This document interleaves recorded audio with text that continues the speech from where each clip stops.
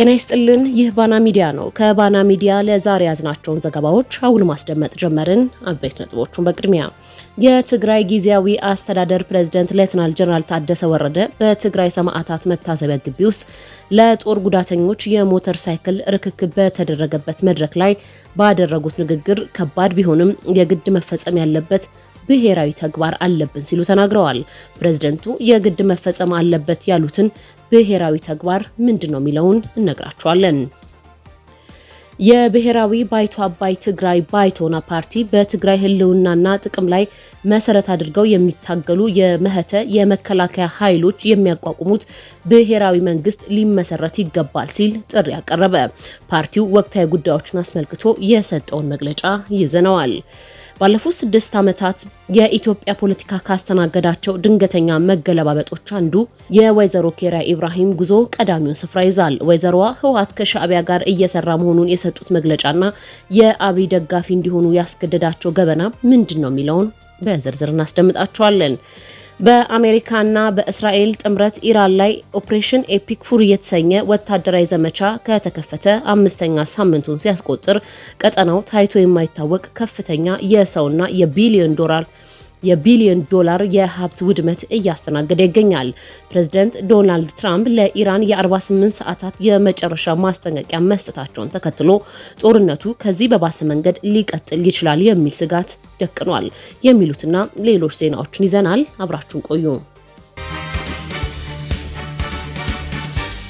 ወደ ዝርዝር ዜናዎቹ እናልፋለን። የብሔራዊ ባይቶ አባይ ትግራይ ባይቶና ፓርቲ በትግራይ ህልውናና ጥቅም ላይ መሰረት አድርገው የሚታገሉ የመህተ የመከላከል ኃይሎች የሚያቋቁሙት ብሔራዊ መንግስት ሊመሰረት ይገባል ሲል ጥሪ አቀረበ። ፓርቲው ዛሬ በሰጠው ጋዜጣዊ መግለጫ በቅርቡ በአዲስ አበባ ትግራይ መከረሽ በሚል ስም የተካሄደውን መድረክ የዓላማ ግልጽነትና የሂደት ቅንነት እንዲሁም ገለልተኝነት የጎደለው መሆኑን ገልጿል። የፓርቲው የፖለቲካ ጉዳዮች ኃላፊ አቶ ረዘኖም ኃይለስላሴ እንደተናገሩት የትግራይ ህዝብ ያልተወከለበትና የፕሪቶሪያው ስምምነት ባልተፈጸመበት ሁኔታ የሚደረግ ማንኛውም ውይይት ተቀባይነት የለውም። የፕሪቶሪያው ስምምነት ተግባራዊ ባለመሆኑ ህዝቡ ለከፋ ችግር መጋለጡን ፓርቲው ገልጿል። በተለይም በመድኃኒትና መሰረታዊ አቅርቦቶች እጥረት ህዝቡ እያለቀ መሆኑን፣ በባጀት እጥረት ተማሪዎች ከትምህርት ገበታቸው መቅረታቸውን፣ ተፈናቃዮች በመጠለያ ጣቢያዎች እጅግ አስከፊ በሆነ ሁኔታ ላይ እንደሚገኙ ጠቁመዋል። እነዚህ የህልውና ጥያቄዎች ሳይመለሱ የሚደረግ ማንኛውም ውይይት ፍሬ አልባ ነው ብለዋል። የትግራይ ጊዜያዊ አስተዳደር የስልጣን ዘመን መጋቢት 30 ቀን 2018 ዓ.ም እንደሚያበቃ የጠቀሰው ፓርቲው ከዚህ በኋላ ትግራይ ወደ ተሻለ ምዕራፍ ሊያሸጋግር የሚችል አማራጭ ብሔራዊ መንግስት ማቋቋም እንደሆነ አስታውቋል። የፓርቲው የህዝብ ግንኙነት ኃላፊ አቶ አማኑኤል ግርማይ እንደገለጹት ይህ ብሔራዊ መንግስት ሁሉ አቀፍ ውክልና ያለው በውይይት የሚመራ የኢኮኖሚ አቅምን የሚያጠናክር ከጦርነት በኋላ ሰላምና መረጋጋትን የሚያረጋግጥ መሆን ይኖርበታል። ፓርቲው የትግራይ ህዝብ መሰረታዊ ጥቅሞች እንዲከበሩ ጥሪ ያቀረበ ሲሆን ዓለም አቀፉ ማህበረሰብም በትግራይ ያለውን ነባራዊ ሁኔታ እንዲረዳና ትኩረት እንዲሰጥ ጠይቀዋል። ሌሎች በትግራይ መውጫ መንገዶች ላይ የሚያተኩሩ አማራጮች ካሉ ለመወያየት ዝግጁ መሆኑንም ፓርቲው ገልጿል። የትግራይ ጊዜያዊ አስተዳደር ፕሬዝዳንት ሌተናል ጀነራል ታደሰ ወረደ በትግራይ ሰማዕታት መታሰቢያ ግቢ ውስጥ ለጦር ጉዳተኞች የሞተር ሳይክል ርክክብ በተደረገበት መድረክ ላይ ባደረጉት ንግግር የትግራይ ግዛታዊ አንድነት ሳይረጋገጥና ተፈናቃዮች ሳይመለሱ የሚተኛ አመራርም ሆነ ህዝብ አይኖርም የሚል ተስፋ አዘል መልእክትን አስተላልፈዋል። ሆኖም ይህ ንግግራቸው ከወቅታዊው የፖለቲካ ትኩሳትና ከተሰጣቸው የጊዜ ገደብ አንጻር ከፍተኛ ትችት እየተሰነዘረበት ይገኛል።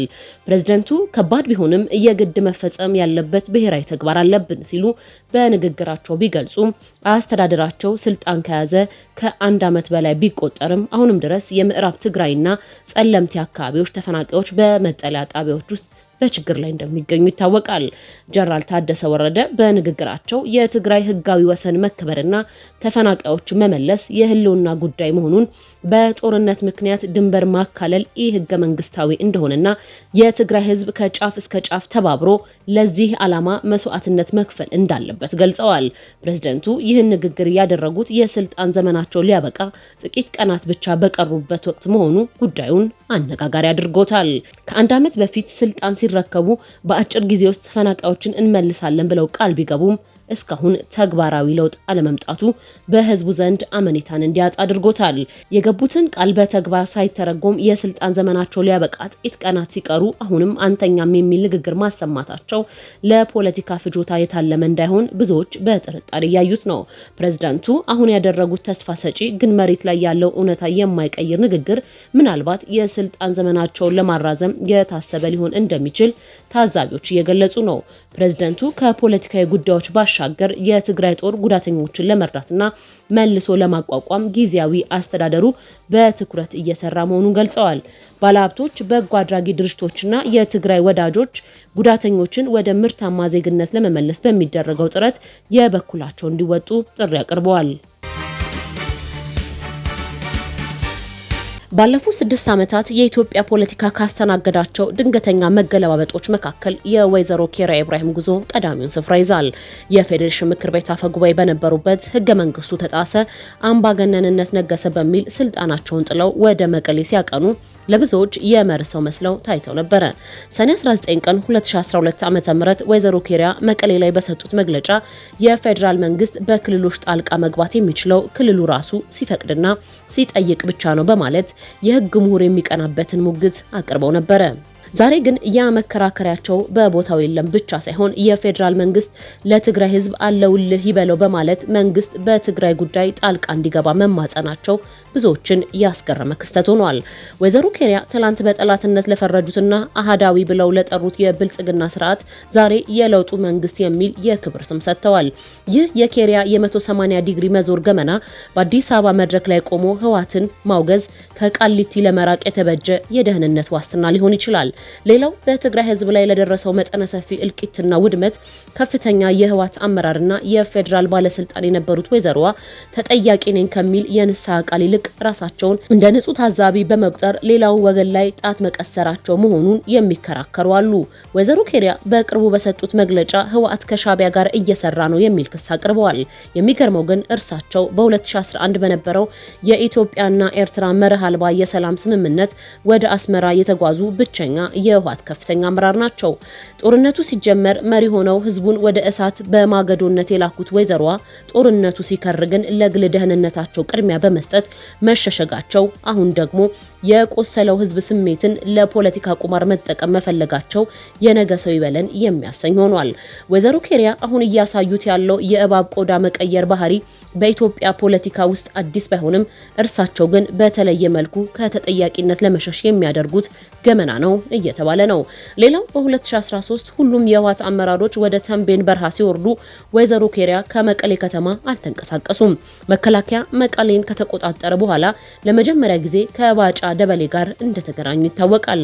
ከዛ ጊዜ ጀምሮ የገዳዩና ጨፍጫፊው አብይ አህመድ አገዛዝ አጋዥና አወዳሽ ሆነዋል። ለዚህም በባጫ ደበሌ እጅ ሚስጥራዊ መረጃ ሳይያዝባቸው እንዳልቀረ በቅርበት የሚያውቋቸው ሰዎች ይገልጻሉ። ትናንት ስርዓቱ አምባገነን ነው ብለው የሸሹለትን መንግስት ዛሬ ለምን ዝም አልክ ጣልቃ ገባ ብሎ መማጸን ከፖለቲካዊ ውርደት ባለፈ ለህዝብ ያላቸውን ንቀት የሚያሳይ ነው። በታሪክ መዝገብ ላይ ወይዘሮ ኬሪያ የሚታወሱት በመርህ ሰውነታቸው ሳይሆን እንደ ነፋስ አቅጣጫ በሚወዛወዘው አቋማቸውና ለራሳቸው ልውና ሲሉ በከዱት ህዝብ ብሶት ይሆናል። ስልጣን ሲኖር አምባገነን፣ ደህንነት ሲፈልግ ደግሞ ተላላኪ መሆን የፖለቲካ ጥበብ ሳይሆን የህሊና ዝቅጠት ነው። ኢትዮጵያ ለዘመናት በአፍሪካ ቀንድ የነበራት የኃይል ሚዛን ጠባቂነት ሚና በመተው ያልተገራ ወገንተኝነት ወዳለው የውጭ ፖሊሲ መሸጋገሯ ለብሔራዊ ደህንነቷ፣ ለዜጎች ኑሮ ከፍተኛ ስጋት ደቅኗል ተባለ። ኢትዮጵያ በአፄ ኃይለ ሥላሴ በደርግም ሆነ በኢህአዴግ ዘመን በመካከለኛው ምስራቅ ሽኩቻ ውስጥ ያላትን ታሪካዊ ትስስር ለብሔራዊ ጥቅሟ ማስከበሪያ ትጠቀምበት ነበር። ይሁን እንጂ አሁን ያለው የአብይ አህመድ አስተዳደር ይህን ጠላት አልባ ፖሊሲ በመተው በተለይም ከእስራኤልና ከተባበሩት አረብ ኤምሬትስ ጋር ጋር በፈጠረው ጥብቅ ወታደራዊና ኢኮኖሚያዊ ትስስር አገሪቱ የአንድ ወገን ተሰላፊ አድርጓታል። ሰሞኑን የተባበሩት መንግስታት ድርጅት ዩኤን የሰብአዊ መብቶች ምክር ቤት እስራኤል በፍልስጤም ግዛቶች ላይ የምታካሂደውን የሰፈራ ግንባታ የሚያወግዝ የውሳኔ ሀሳብ አቅርቦ ነበር። ኢትዮጵያ በዚህ ውሳኔ ላይ ድምጽ ስትሰጥ አልቀበልም በማለት ውሳኔውን ተቃውማለች። ኢትዮጵያ በእስራኤል የሰፈራ ግንባታ ላይ የሰጠችው ድምጽ ተራ ክስተት አይደለም። ይህ ውሳኔ ከታሪካዊው የጸረ ቅኝ አገዛዝ አቋሟ ጋር የሚጋጭ ብቻ ሳይሆን አሁን ያለው አስተዳደር ከእስራኤልና ከኤምሬትስ ጋር የፈጠረው ጥብቅ ወታደራዊና ኢኮኖሚያዊ ትስስር ውጤት መሆኑንም ተንታኞች ያስረዳሉ። ይህ ድምጽ ኢትዮጵያ በመካከለኛው ምስራቅ ሽኩቻ ውስጥ በግልጽ የአንዱን ወገን ተሰላፊ መሆኗን ለዓለም ያወጀችበት አጋጣሚ ሆኗል። እስራኤል ከአፍሪካ ሀገራት በተለይም ከኢትዮጵያ ጋር ያላትን ታሪካዊና ሃይማኖታዊ ትስስር እንደ መሸፈኛ በመጠቀምና የአብይ አህመድን አላዋቂነት ተደማምሮ በአፍሪካ ቀንድ ያላትን ተጽዕኖ ለማስፋፋት መልህቋን ኢትዮጵያ ላይ ጥላለች። እስራኤል ቀይ ባህርን ለደህንነቷ ለንግድ መስመሯ እንደ ጀርባ አጥንት ትመለከተዋለች። ኢትዮጵያ ላይ መልህቋን መጣሏ ደግሞ የኢራንንና የሌሎች ተቃዋሚዎችን እንቅስቃሴ ለመከታተል ምቹ መሬት ይሰጣታል። ይሁን እንጂ የስልታዊ መቀራረብ ለኢትዮጵያ ያመጣው ትርፍ ሳይሆን ኪሳራ መሆኑ እየታየ ነው። የኢትዮጵያና የእስራኤል መቀራረብ ግብፅን፣ ኤርትራንና ሶማሌን በአንድ መስመር አሰልፏቸዋል። ይህ የሶስትዮሽ ጥምረት ኢትዮጵያን በጎረቤቶቿ እንድትከበብና በብሔራዊ ደህንነቷ ላይ ቀጥተኛ ስጋት እንዲደቅን አድርጓል። የፖለቲካ ተንታኞች እንደሚሉት የአብይ አህመድ መንግስት ሚዛኑን ያልጠበቀ ወገንተኝነት አገሪቱን ለከፋ ኢኮኖሚያዊ አደጋ ዳርጓታል። ኢትዮጵያ ከኤምሬትስና ከእስራኤል ጋር በመወገን በኢራን ላይ የያዘችው አቋም ኢራን በሆርሙዝ ወሽመጥ ላይ ያላትን የበላይነት ተጠቅማ የኢትዮጵያን መርከቦች እንድታግድ ምክንያት ሆኗል። ይህ እገዳ በቀጥታ ወደ ሀገር ውስጥ የሚገባውን የነዳጅ አቅርቦት በማስተጓጎሉ በከተሞች ረጅም የነዳጅ ወረፋዎችና የትራንስፖርት ዋጋ ንረትን አስከትሏል። የውጭ ፖሊሲ ስህተት በቀጥታ የዜጎችን ማዕድና የዕለት ተዕለት ኑሮ እየፈተነ ይገኛል። ኢትዮጵያ 90% የውጭ ንግዷን የምታከናውነው የጅቡቲ ወደብ አደጋ ላይ መውደቁ ሌላው ትልቅ ስጋት ነው። ከሶማሌላንድ ጋር የተደረገው ስምምነት ጅቡቲን ማስቆጣቱ አገሪቱ ወደብ አልባ ብቻ ሳይሆን መንገድ አልባ ወደ መሆን እንድትሸጋገር በር ሊከፍት ይችላል። ጅቡቲ ወደ ግብጽና ሶማሊያ አቋሟ ማዘንበሏ ለኢትዮጵያ ኢኮኖሚ የመጨረሻው የሞት ደውል ሊሆን እንደሚችል ይነገራል። እነዚህ ሁሉ ተደማምረው እስራኤል መልህቋን ኢትዮጵያ ላይ በመጣል በአፍሪካ ቀንድ እግሯን ለመትከል የምታደርገውን ጥረትና የኢትዮጵያን ያሰላለፍ ምርጫ በርካታ ጉዳቶች እንዳሉት የፖለቲካ ተንታኞች ያስረዳሉ። በአሜሪካና እስራኤል ጥምረት ኢራን ላይ ኦፕሬሽን ኤፒክ ፉሪ የተሰኘው ወታደራዊ ዘመቻ ከተከፈተ 5ኛ ሳምንቱን ሲያስቆጥር ቀጠናው ታይቶ የማይታወቅ ከፍተኛ የሰውና የቢሊዮን ዶላር ውድመት እያስተናገደ ይገኛል። ፕሬዝዳንት ዶናልድ ትራምፕ ለኢራን የ48 ሰዓታት የመጨረሻ ማስጠንቀቂያ መስጠታቸውን ተከትሎ ጦርነቱ ከዚህ በባሰ መንገድ ሊቀጥል ይችላል የሚል ስጋት ደቅኗል።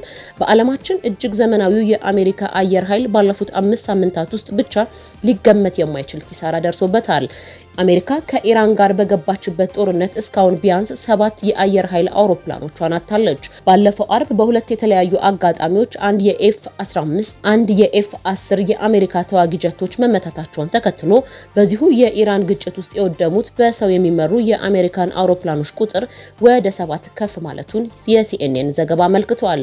የወጡ መረጃዎች እንደሚያመላክቱት እያንዳንዳቸው $30 ሚሊዮን የሚያወጡ 17 ድሮኖች በኢራን ተመተው ወድቀዋል። $700 ሚሊዮን የሚያወጣው የአየር ኃይል ትዕዛዝ ሰጪና 2 KC-135 ነዳጅ ጫኝ አውሮፕላኖችም ወድመዋል። በምዕራብ ኢራን ኤፍ-15 ተዋጊ ጀት ተመቶ የወደቀ ሲሆን አንዱ አብራሪ በህይወት የተገኘ ሲሆን ረዳቱን ለማግኘት አሰሳ እየተደረገ ይገኛል። በተጨማሪም በሆርሙዝ ወሽመጥ ላይ አንዲት ኤ-15 ተንደርቦልት መመታቷን ውጥረቱን አባብሶታል። እስራኤልና አሜሪካ በቡሻር የኑክሌር ጣቢያ አቅራቢያ ለ4 ጊዜ ያህል ጥቃት መፈጸማቸውን የኢራን የውጭ ጉዳይ ሚኒስትር አባስ አራቅቺ ተናግረዋል። ሚኒስትሩ ሲያስጠነቅቁ ከጣቢያው የሚወጣው ራዲዮአክቲቭ ጨረር አደጋው የሚበረታው ቴሄራን ሳይሆን በጎረቤት ባህረ ሰላጤ ሀገራት ዋና ከተሞች ላይ ነው ብለዋል። ዓለም አቀፉ የአቶሚክ ኤነርጂ ኤጀንሲ በጉዳዩ ላይ ያለውን ጥልቅ ስጋት የገለጸ ቢሆንም እስካሁን የታየ የራዲዬሽን መጨመር አለመኖሩን አስታውቋል። ፕሬዝዳንት ዶናልድ ትራምፕ በትሩዝ ሶሻል ገጻቸው ባስተላለፉት መልእክት ኢራን የሆርሙዝ ወሽመጥን እንድትከፍትና ወደ ድርድር ጠረጴዛ እንድትመጣ የ48 ሰዓታት የመጨረሻ ማስጠንቀቂያ ሰጥተዋል። ኢራን በአስቸኳይ ካልተስማማች በሚቀጥሉት ሰዓታት ውስጥ ታይቶ የማይታወቅ ወታደራዊ እርምጃ ይወሰድባታል ሲሉ ዝተዋል። ኢራን በበኩሏ ከአሜሪካ የቀረበላትን የ48 ሰዓታት የተኩስ አቁም ስምምነት ውድቅ ማድረጓን የፋርስ የዜና ወኪል ዘግቧል። በሌላ ዜና በእስራኤል ወታደሮች ዩኒፎርም ላይ የታየውና ታላቁ እስራኤል የሚል ካርታ የያዘ አርማ በመካከለኛው ምስራቅ አገራት ዘንድ ከፍተኛ ቁጣን ቀስቅሷል። ይህ ካርታ የዮርዳኖስና የሊባኖስ፣ የሶሪያ፣ የኢራቅ፣ የግብጽ እና የሳዑዲ አረቢያን ግዛቶች የሚያካትት በመሆኑ ጎረቤት ሀገራት የሉዓላዊነት ስጋት ገብቷቸዋል። የተከበራችሁ የባና ሚዲያ ተከታታዮች ለዛሬ ያዝናቸው ዜናዎች እነዚህን ይመስሉ ነበረ። ስለተከታተላችሁን ከልብ እናመሰግናለን። መረጃዎቻችን ለሌሎችም እንዲደርሱ ቪዲዮውን ላይክ እና ሼር ማድረጋችሁን እንዳትረሱ። ለቻናላችን አዲስ የሆናችሁ ደግሞ ሰብስክራይብ በማድረግ የቤተሰባችን አካል ይሁኑ።